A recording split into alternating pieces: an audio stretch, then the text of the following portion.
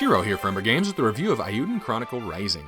This game was a Kickstarter stretch goal for Rabbit and Bear Studios' Eiyuden Chronicle 100 Heroes, a spiritual successor to Konami's, I'd say now defunct, Suikoden series, back in the PS1 and 2 era.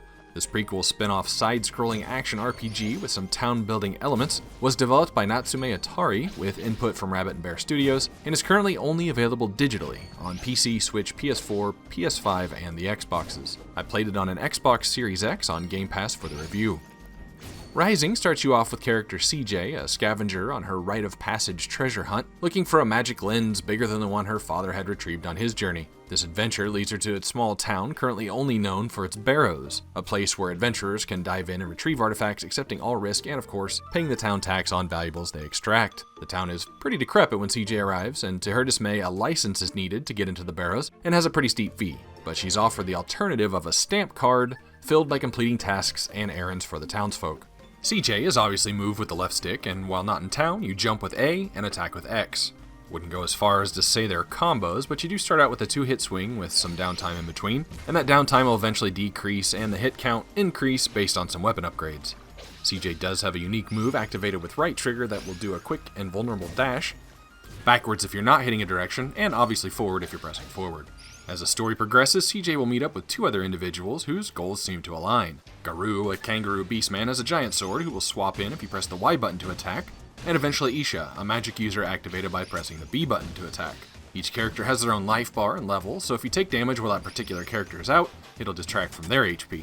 If a character loses all HP, you can continue on just without their attack. Using a health potion will refill all characters, no revive needed for those at 0. One added mechanic with multiple characters is the ability to link attack.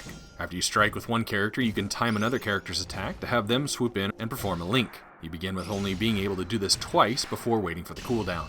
Time does slow down while you link attack, but not stop, so you still have to be aware of any enemy attacks that may be incoming, because they will continue and possibly disrupt your chain. That's pretty much it. The game's combat definitely feels like a means to an end, and I'd describe it as adequate at best. The game is made up of individual screens connected with side exits to be walked off and background ones that can be accessed by hitting the right bumper, which is your general interaction button. You can hit start for a minimalistic map of the area you're in, and sometimes you'll have quest objective exclamation marks show up within the boxes. You'll have limited access to some parts of each map based on story progress, sometimes on your ability to jump the height you need to or break down a special wall in front of you.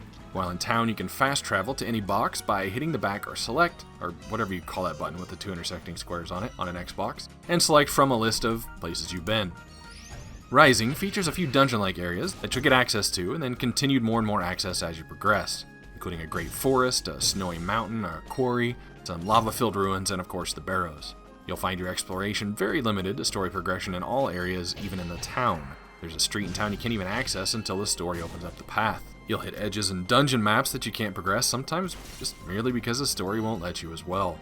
Then, the game continually lets you push through to another room and then another, which in combination with material farming, creates a feeling of entirely too much retreading of areas.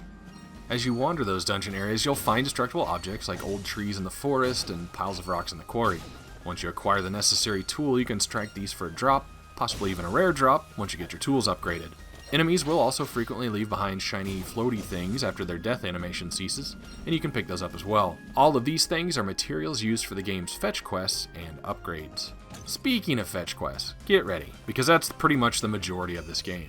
Sometimes it's talking to an NPC nearby and then back to the quest giver. Sometimes it's venturing into the dungeon area for common goods, which can be obviously gathered and stockpiled before you even receive the quest. And then there are the ones that only pop in their dungeon areas at a specific place once a quest has been initiated. You receive quests by walking up to NPCs with the mark above their head. If you're not sure where to find them, there's a bulletin board in the town plaza, not to accept the quest, but to tell you where the NPC is that will give that quest to you. Some quest givers are the game's shop owners, the apothecary, the innkeeper, farmer, smithy, etc., and when they first move to town to set up their shop, their goods supply is limited. As you complete main quest content, they'll eventually pop up with side quests, and completing them not only gets you normal experience, money, and a stamp on your card, but the shop will usually visually expand. The stock within will expand as well, making more options available to you. And I'm not exaggerating. You're looking at about 160 quests in the game's 15 hours I played it. I set out with the goal to complete them all, but that desire eventually faded.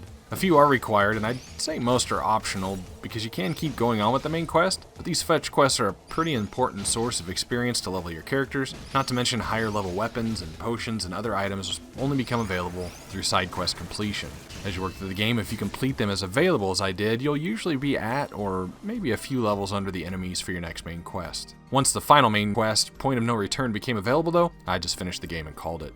Some items in shops require crafting it the first time, not letting them be available strictly for purchase, mainly things like tavern food recipes.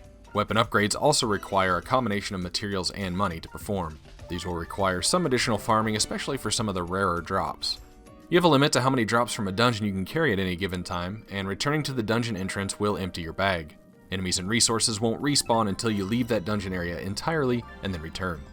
As mentioned, you do buy new weapons and upgrade them, and you also do the same with each character's armor piece. There are a couple of accessory slots that do things like increase attack power or defense, and then you'll eventually be able to equip an elemental rune lens in both the attack and defense slot of each character. Aside from a double jump and float you get, acquiring these rune lenses are really the only other Metroidvania aspect of the map, where you'll find an elemental boulder blocking your way once for the story, and other times they'll just be blocking little offshoot paths that usually hold a treasure. In regard to the double jump and float areas though, you'll have to switch between characters, like double jump as far as you can with CJ, then flip to Isha with B, and then try to hit A quickly to float. It felt really awkward and often took multiple attempts to get the button combination and timing right. As you can see, the game's backgrounds are very detailed and 3D rendered. As you can also probably notice, the game uses spine animation for its enemies and characters. If you're not familiar with that term or concept, it's a way of doing 2D art where you illustrate the character and their extremities once, then create all of their animations by just rigging that 2D model. Rising does do this better than a lot of games I've seen, but it still has some awkward animations like double jumps and flipping.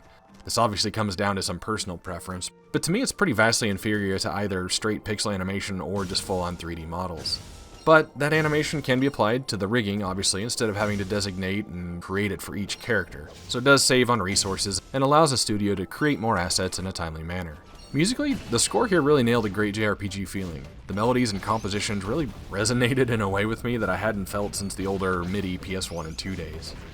Overall, Eiyuden Chronicle Rising has some great environments and backgrounds. It's on a quest that unfortunately just boil down to an endless fetch quest feeling.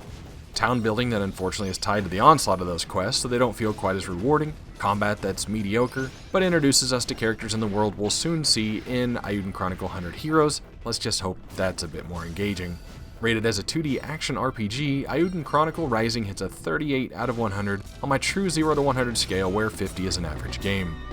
This is Jiro from Umbra Games. Thanks for watching.